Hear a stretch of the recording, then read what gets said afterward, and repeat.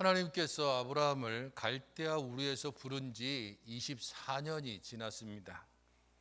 75세였던 아브라함은 이제 99세가 됐고, 아브라함에게 하나님께서 약속하신 약속의 자손은 여전히 그에게 태어나지 않은 상태였습니다.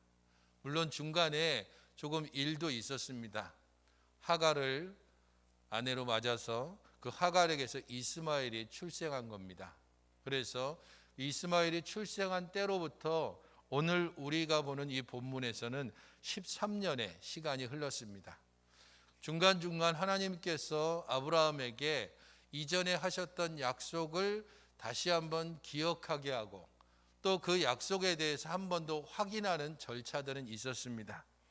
하지만 하나님께서 오늘 본문에서는 지난주 우리가 함께 살펴본 대로 직접 아브라함에게 찾아오셨습니다.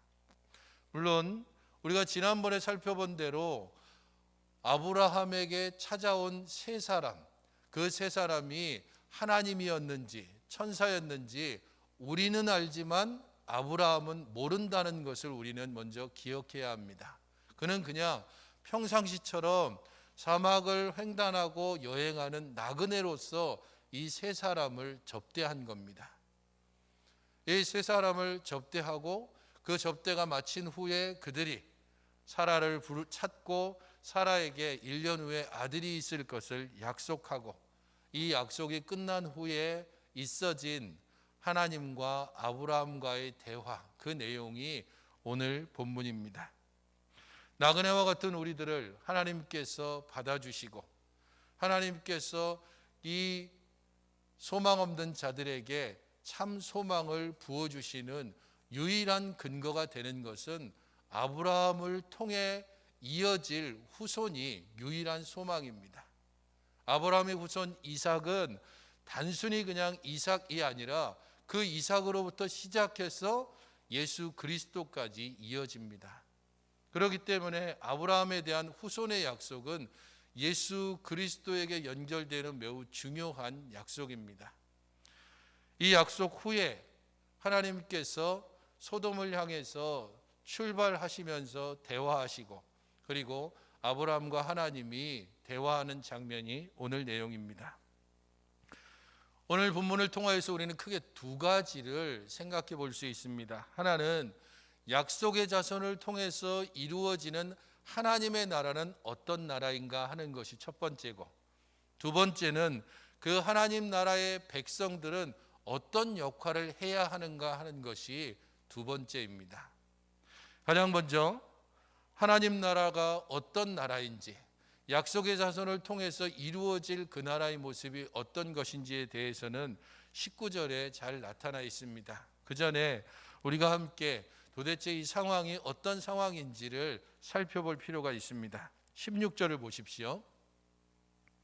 그 사람들이 거기서 일어나서 소돔으로 향하고 아브라함은 그들을 전송하러 함께 나가니라 라고 16절에 말합니다. 상황은 이렇습니다. 세 사람이 찾아왔고 아브라함은 그가 누군지 모른 채로 그들을 영접하고 아주 뜨겁게 가장 좋은 것으로 대접을 했습니다. 그것을 지난주에 환대라고 이야기를 했고, 하나님의 환대가 우리에게 구원으로 임했다는 사실을 또한 설명드렸습니다. 이렇게 융숭하게 잘 환대를 받고 대접받은 이 사람들이 이삭에 대한, 물론 여기에 이삭이라는 이름은 나오지 않지만 1년 후에 아들이 있을 것을 약속하고 난 후에, 그리고 곧바로 그들이 그 자리에서 일어나서 원래 목적했던 곳으로 출발합니다. 16절은 그 장면을 지금 설명하고 있습니다. 그들은 원래 목적하고 있었던 소돔을 향해서 일어나서 출발했고, 아브라함은 그들을 전송하기 위해서 함께 장막 밖으로 나아간 겁니다. 이런 상황 가운데서 오늘 본문은 이 사람들이 아브라함에게서 출발해서 롯이 있는 소돔성에 도착하기까지 있었던 사건을 우리에게 알려줍니다. 7절부터 21절에 나오는 여호와께서 이르시되라고 하는 이 말은 여호와께서 아브라함과 하신 말씀이 아니라 여호와께서 함께 동행했던 천사들, 혹은 여호와께서 그 스스로 독백으로 하는 말로 이해하시면 됩니다. 세 사람이 일어났고 그리고 아브라함이 전송하기 위해서 따라갔습니다. 이제 아브라함은 상황을 잘 모른 상태에서 여호와께서 아마 두 천사에게 이렇게 17절에 말합니다. 내가 하려는 것을 아브라함에게 숨기겠느냐라는 겁니다. 내가 이제부터 하고자 하는 일, 내가 아브라함을 불렀고 그 후손의 약속을 주었고 그 후손을 통해서 이루려고 하는 일들을 아브라함에게 숨길 필요가 없겠다. 그에게 분명하고 낱낱이 알려주겠다라는 겁니다.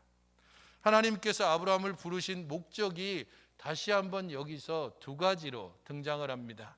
18절은 그 첫 번째 내용으로 아브라함은 강대한 나라가 되고 천하 만민은 그로 말미암아 복을 받게 될 것이 아니냐라는 겁니다. 아브라함을 통해서 열방에 복을 주는 것, 그게 바로 하나님께서 아브라함을 택하신 첫 번째 이유입니다. 아브라함은 강대한 나라가 될 것이다. 천하 만민은 그로 말미암아서 복을 받게 될 것이다. 하나님이 아브라함에게 복을 주실 것이다. 그 복을 주는 이유는 그 복을 통해서 모든 나라에게 복 주시기 위해서라고 말합니다. 그러므로 우리는 이 부분들을 잘 이해해야 됩니다. 아브라함이 강대해지고 부유해지는 것, 그것은 하나님께서 이 온 땅을 부유하게 하고 강대하게 하실 하나의 원형입니다. 표준이라고 볼 수 있습니다. 오늘날 우리로 친다면 믿는 자들이 받는 복, 믿는 자들이 받는 은혜, 그것은 하나님께서 원래 이 땅에 복 주시기 위한 하나의 표준으로서 우리에게 은혜를 주시고 우리에게 복을 주신다는 겁니다. 하지만 이것은 또 다른 의미도 있습니다. 그것은 하나님께서 아브라함을 강대하게 하시고 부유하게 하심으로 말미암아 그를 통해서 세상에게 그 강대함과 부유함을 나누도록 하신다는 겁니다. 오늘날 우리에게 준다면 성도들이 잘 살고 혹은 은혜를 받고 건강하고 시간이 있고 혹은 그들에게 열정이 있다면 그것을 통하여서 하나님께서 원래 의도하신 이 땅을 복주고 이 땅을 풍요롭게 하고 이 땅을 온전케 하는 일에 우리에게 주신 것을 나눠야 하는 것, 그게 바로 우리에게 주어진 의무입니다. 하나님이 나를 복주시는 것은 나 하나 잘 되게 하는 것이 아니라 나를 통해서 우리 온 땅을 복되게 하는 것이기 때문에 성도들에게 받은 모든 은혜, 그것을 나누는 일들은 마땅히 하나님 나라 백성으로서 행해야 할 일입니다. 내가 너를 복주겠다. 그것을 통해서 온 세상을 복주겠다. 그러므로 우리에게 주신 모든 것들을 우리의 이웃과 나누는 것은 너무도 당연한 책임과 의무입니다. 아브라함을 부른 두 번째 이유, 그리고 가장 중요한 이유가 19절에 나옵니다. 19절을 같이 한번 읽어보시겠습니까? 시작. 권속에게 명하여 여호와의 도를 지켜 의와 공도를 행하게 하려고 그를 택하였나니 이는 나 여호와가 아브라함에게 대하여 말한 말을 이를 이루려 함이니라. 의와 공도를 행하게 하려고, 이것이 하나님께서 아브라함을 부르신 가장 중요한 목적이라고 이야기를 하고 있습니다. 의와 공도, 이게 일반적으로 좀 친숙한 단어가 아니죠. 좀 더 친숙한 단어를 쓴다면 공평과 정의입니다. 일반적으로 쓰고 있는, 번역해서 쓰는 단어는 공평 그리고 정의라고 하는 단어입니다. 내가 그를 불렀고 택한 이유는 공평과 정의를 행하게 하기 위해서라는 겁니다. 하나님께서 아브라함을 불러 공평하고 정의로운 나라를 세우려고 하시고, 그것이 바로 하나님 나라의 모습입니다. 공평과 정의, 이 두 가지는 구약 성경에 끊임없이 함께 등장하는 단어입니다. 그리고 특별히 이 두 단어는 하나님 나라의 보좌를 이루는 두 가지 기둥입니다. 시편 89편 14절에서 의와 공의가 주의 보좌의 기초라고 이야기를 합니다. 또한 97편 2절에서도 구름과 후감이 그에게 들렸고 의와 공평이 그 보좌의 기초라고 말씀하고 있습니다. 하나님의 나라가 있는데 그 나라를 이루는 가장 중요한 두 가지 기초, 하나는 공평, 하나는 정의. 이 두 가지를 통해서 하나님의 나라가 세워졌다라는 사실을 말하고, 아브라함을 불러서 공평과 정의를 행하는 나라를 그 땅 가운데 세우기를, 그 후손을 통해서 세우기를 원하셨다는 겁니다. 그럼 공평과 정의가 도대체 무엇일까? 여기에 대해서는 사실 이런저런 많은 설명들이 필요합니다. 그런 면에서 공평이라고 했을 때 그것은 일반적으로 법적인 개념이고 하나님 나라의 행동 방식이고 개인에게 주어진 엄격한 의무고, 이렇게 말하면 무슨 뜻인지 잘 이해를 하기가 어렵습니다. 그림을 하나 보시면 공평이라고 하는 의미가 이렇게 나옵니다. 파란 선으로 직선이 하나 그어져 있고 또 사선이 하나 그어져 있죠. 트랙을 보시면, 생각해 보시면 됩니다. 가령 100m 달리기를 한다면 주자들이 어떻게 서겠습니까? 일렬로 직선으로 쭉 서겠죠. 그런데 만약에 1000m 계주를 한다면 주자들은 어떻게 섭니까? 일렬로 섭니까? 그렇지 않고 사선으로 쭉 서죠. 가장 안쪽 트랙에 있는 사람들은 좀 뒤에, 바깥쪽으로 갈수록 점점 더 앞쪽으로 그렇게 배치를 해서 출발선에 세웁니다. 이것을 공평이라고 하는 단어가 이 두 가지를 같이 포함하는 겁니다. 평등하게 대하면서도 차별적으로 대하는 것, 전혀 다른 두 개념을 함께 포함하고 있는 게 공평입니다. 하나님께서 우리를 동일한 선상에서 대우해 주시지만 각자의 상황과 형편을 헤아려서 그에게 맞게 적용시켜 주십니다. 그러니까 주자를 세우는데 직선으로 세울 때도 있고 사선으로 세울 때도 있다는 겁니다. 공평은 바로 이 부분을 우리에게 설명해 주면서 하나님께서 이 공평으로 우리를 다스려 주신다. 하지만 이 땅에서 진정한 공평이 이루어질 수 있을까? 그것은 거의 불가능합니다. 생각해 보십시오. 전혀 다른 두 가지 개념입니다. 똑같이 한 줄에 세우면서 또 각자의 처지와 형편을 따라서, 가령 5살짜리와 20살짜리가 함께 저 트랙에 선다고 생각해 보십시오. 그러면 5살짜리를 어떻게 해야 되겠습니까? 훨씬 더 앞에 세워야 되는 겁니다. 20살짜리는 훨씬 더 뒤에 세우는 것, 그게 바로 공평의 법입니다. 동일한 시험을 치르는 데 있어서 외국에서 한 20년 정도쯤 생활하고 들어온, 그래서 영어를 그냥 원주민처럼 막 할 수 있는 사람하고 그냥 국내에서만 계속 자라서 그렇게 한 사람하고 동일한 영어 시험을 치른다. 이건 공평하다라고 말하기는 어렵습니다. 오늘날 이 사회가 특별히 공평 혹은 공정에 대해서 굉장한 관심을 가지고 있습니다. 공정에 대하여서 특별히 젊은 세대들이 여러 많은 관심과 자기의 의견들을 표현해냅니다.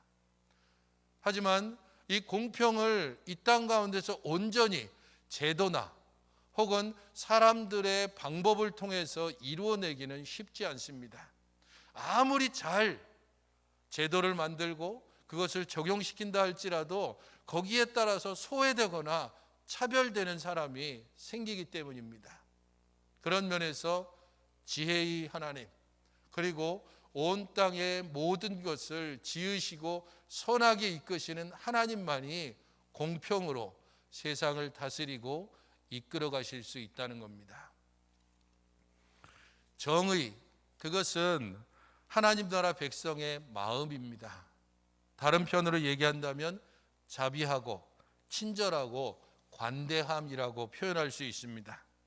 하나님께서 공평과 정의로 이 땅을 다스린다고 하는 것은 시편 9편 8편에 공의로 세상을 심판하시고 정직으로 만민에게 판결을 내리신다라고 말씀합니다.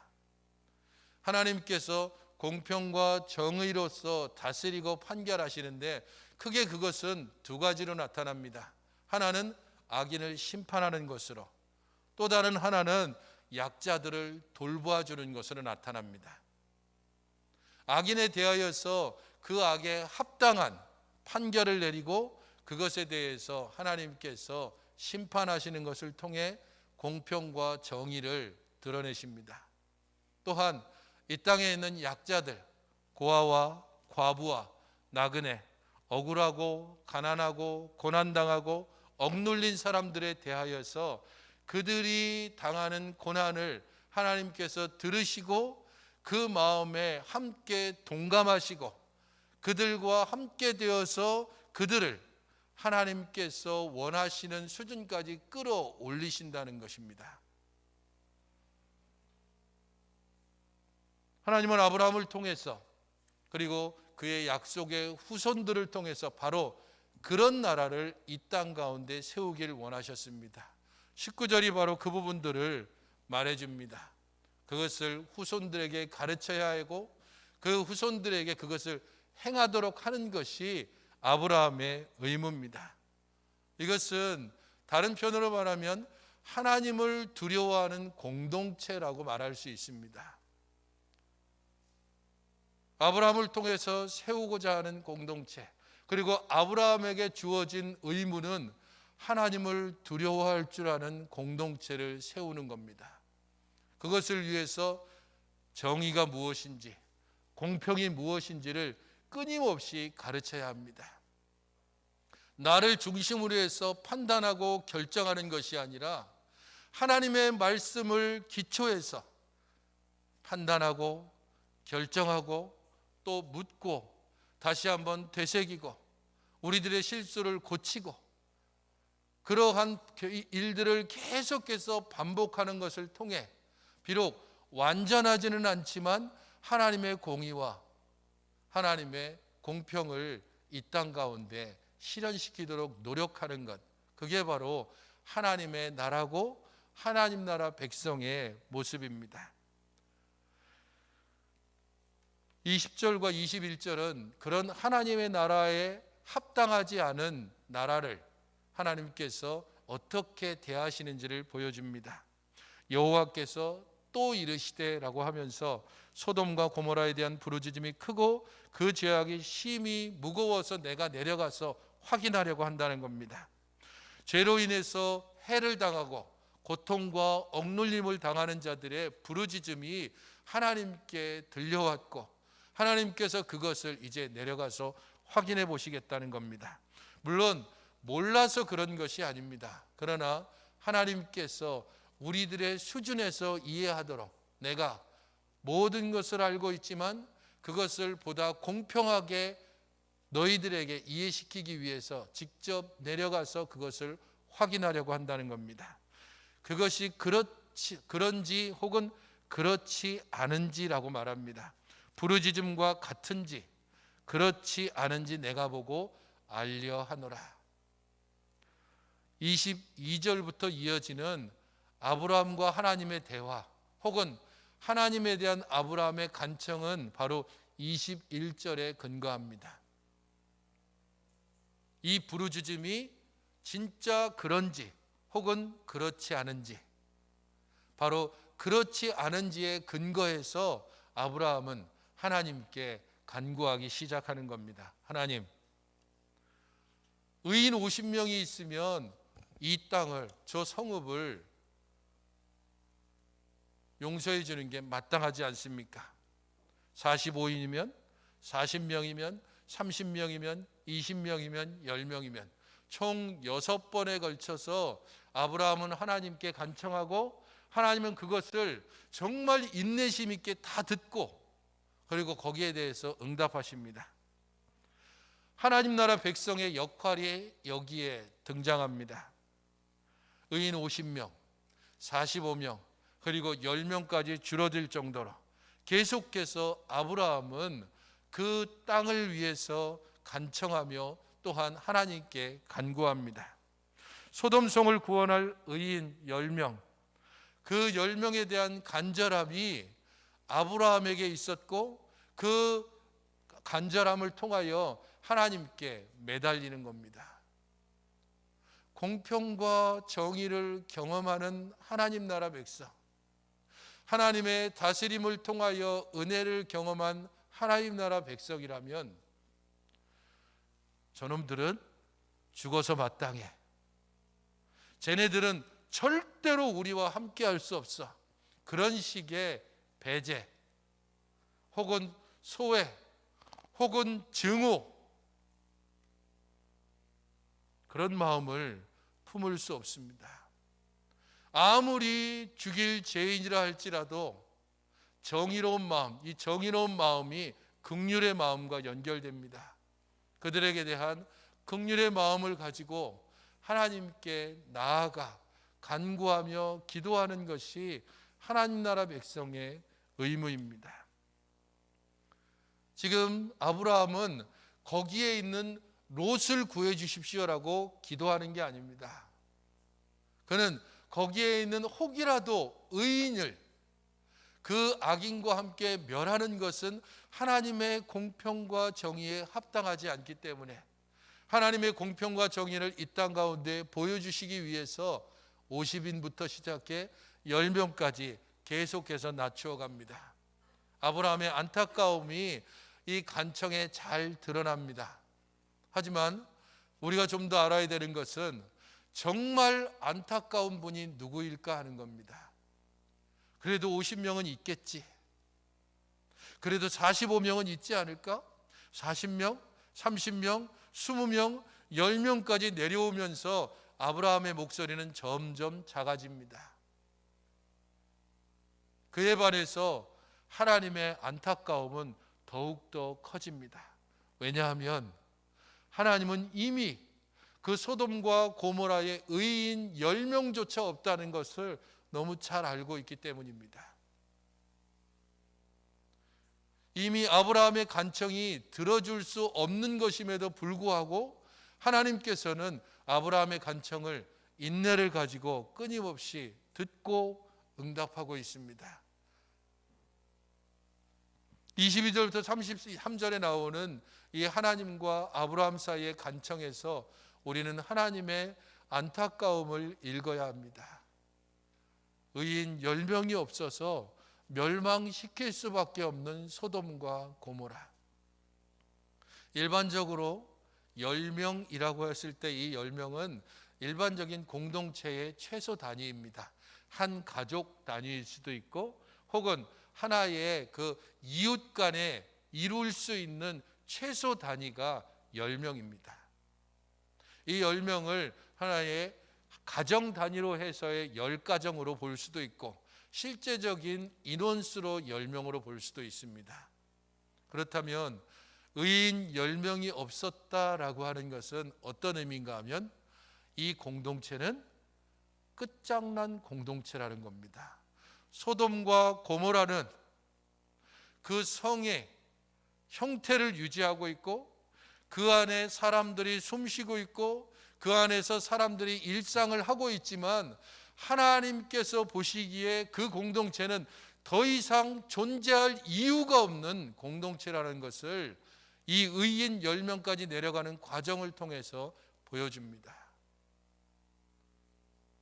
하나님의 심판받아 마땅한 아무런 존재 의미가 없는 공동체, 공평과 정의가 실현되어야만 하는 그런 공동체가 그래서 심판이 이루어져야 되는 공동체를 여기에서 보여줍니다. 그러므로 아브라함을 통해서 이루고자 하는 공평과 정의의 공동체와 공평과 정의로 말미암아 멸망받아 심판당할 의인 10명이 없는 소돔과 고모라, 이 공동체는 서로 아주 극명한 대조를 이루고 있습니다. 이 땅 가운데 하나님께서 어떤 분인지를 하나님의 백성이 온전히 알려야 될 의무가 있습니다.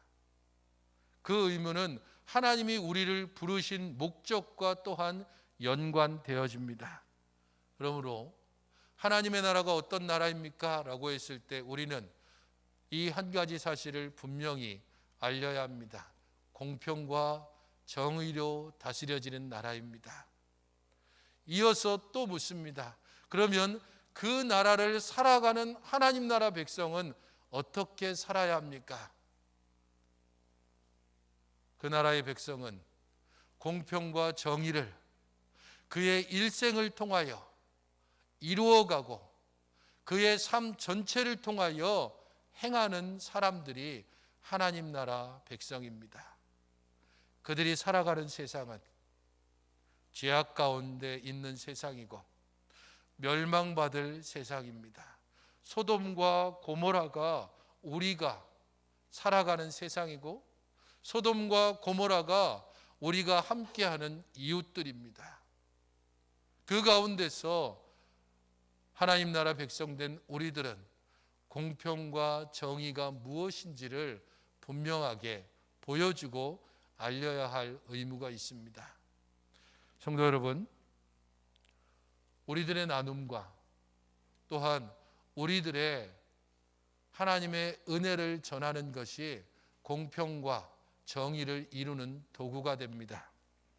가령 이렇게 생각해 보십시오. 복음을 전하는 것, 왜 복음을 전합니까? 라고 하면 우리가 하나님의 은혜를 받았고 하나님께서 나를 어떻게 구원하셨는지 너무 기쁘기 때문에 저는 이 복음을 전합니다. 바로 은혜를 나누는 겁니다. 이 일에는 우리가 대부분 거부감이 없습니다. 하지만 구제와 돌봄, 그것은 하나님의 축복을 나누는 일입니다. 하나님은 우리에게 복 주심으로 세상을 복 주시기 원했습니다. 그러므로 우리가 하나님의 복을 받았다면 마땅히 그 복을 이 땅 가운데 나누는 구제와 돌봄의 일들을 당연히 행해야 됩니다. 하지만 이 일들에 우리는 많이 인색합니다. 은혜를 나누는 것, 그래서 복음을 전하는 일들엔 별로 거부감이 없는데 받은 복을 나누는 축복을 나누는 일에 대해서는 별로 적극적이지 않다는 겁니다. 이래서는 하나님의 공평과 정의가 이 땅 가운데 그리고 서로 경쟁하고 치열하게 이기적으로 살아가는 이 땅의 사람들이 하나님의 공평과 정의를 맛볼 시간과 또한 맛볼 경험들을 가질 수 없습니다. 우리가 먼저 하나님의 은혜를 받았다면, 우리가 하나님의 복을 받았다면 그 은혜와 복을 나누는 것을 통해 하나님께서 이 땅을 공평하게 그리고 정의롭게 다스린다는 것을 알려주어야만 합니다. 성도 여러분, 이 세상 가운데 진정으로 공평한 일을 경험하는 것은 쉽지 않습니다. 책 하나를 여러분들에게 소개해드리면 아이아스 딜레마라고 하는 책이 있습니다. 폴 우드러프라고 하는 교수님이 이렇게 쓰신 책인데요. 이 책에서 중요하게 다루고 있는 것은 이것입니다. 공평한 것이 정의로운 것은 아니다 라는 겁니다. 책의 내용은 간단합니다. 트로이 전쟁이 있었고 이 트로이 전쟁의 영웅인 아킬레우스가 죽었습니다. 아킬레우스의 갑옷, 그것은 모든 사람들이 갖기를 원하는 중요한 전쟁에서의 보상입니다. 이 아킬레우스의 갑옷을 누구에게 줄 것인가? 가장 최고로 이 전쟁에 기여한 사람에게 주자라고 했습니다. 두 사람이 뽑혔는데 하나는 아이아스고 또 하나는 아킬레우스가 실제적으로 이 일들에 함께 동원되어져서 두 사람에게 누구에게 갑옷을 줄 것인가를 계속해서 이야기를 했습니다. 그리고 그 모든 과정들을 매우 공정하게 처리를 해갑니다. 배심원단을 뽑고 이 배심원단이 이야기하는 것들, 그 모든 것을 다 제대로 듣고, 하지만 과정과 그리고 모든 일들을 공정하게 처리했지만 실제적으로 갑옷은 아이아스가 아닌 다른 사람에게 돌아갔습니다. 결국 아이아스는 자기가 그렇게 열심히, 정말 열심히 했음에도 불구하고 갑옷을 차지하지 못한 것 때문에 자살을 하고 맙니다. 공평하고 공정하게 일을 처리했지만 그 공평한 것이 진짜 공정한 것인가 라고 하는데 의문을 표시합니다. 세상 가운데서 아무리 사람들의 제도나 또 여러 가지 일들을 통해서 진행을 해간다 할지라도 그 진행이 완전하게 모든 사람에게 납득되어지지는 않는다는 겁니다. 성도 여러분, 이 땅 가운데 하나님만이 우리를 평등하게, 그러면서도 차별적으로 우리를 대우해 주시고 우리를 다스려 주십니다. 그 결과물로 우리가 이 땅 가운데서도 여전히 소망을 품고 하나님을 섬기며 나아가고 있습니다. 그러므로 이 땅에서 수많은 제도와 여러 많은 이론과 또 여러 많은 철학들이 세상을 공평하게 만든다고 할지라도 결국에는 실패할 수밖에 없습니다. 이 실패의 역사를 보여주는 것이 아이아스 딜레마입니다. 아무리 노력한다 할지라도 진짜 공평할 수는 없다. 그러므로 진정한 공평이 무엇인지를 보여줄 수 있는 유일한 사람들이 있다면 하나님의 은혜와 하나님의 다스림을 받고 있는 우리들입니다.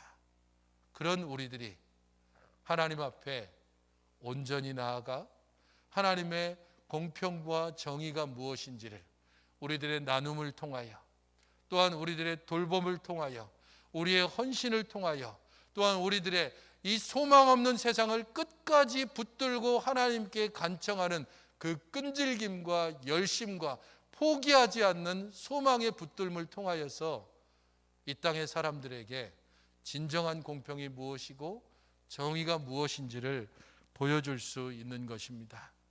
우리 모두가 하나님의 은혜를 이미 받은 자로서 이 하나님의 은혜를 나누는 일들에 더욱더 열심히 해야 할 것이고, 하나님의 복을 받은 자로서 이 복을 나누는 일들에 인색하지 않아야 합니다.